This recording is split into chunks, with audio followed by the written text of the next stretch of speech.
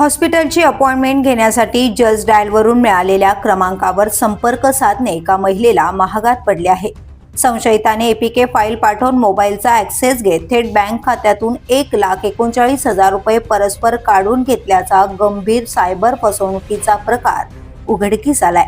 आडगाव परिसरात घडलेल्या या घटनेनंतर याच पॅटर्नवर दुसऱ्या व्यक्तीचा ई-चलनच्या नावाखाली एपीके फाईल पाठवून तब्बल 88,000 रुपयांची फसवणूक करण्यात आली होती.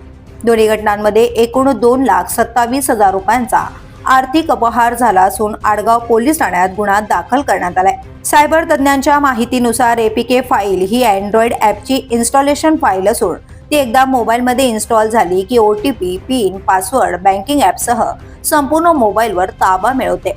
त्यामुळे कोणत्याही अनोळखी व्यक्तीकडून आलेली एपीके फाईल किंवा लिंक उघडू नये असे आवाहन पोलिसांकडून करण्यात आले आहे. या दरम्यान शहरात शेअर मार्केटमध्ये अधिक नफा देण्याचे आमिष दाखवून सायबर चोरट्यांनी तिघांकडून तब्बल 1,77,00,000 रुपये उकळल्याचा प्रकारही समोर आला असून सायबर पोलीस या प्रकरणी तपास करत आहेत. सायबर फसवणूक टाळण्यासाठी गुगल, जस्ट डायल किंवा मेसेजवरून आलेल्या लिंकची खात्री करून कोणतीही कारवाई करावी असे आवाहन पोलिसांनी केले आहे. The police news bureau, Nashik.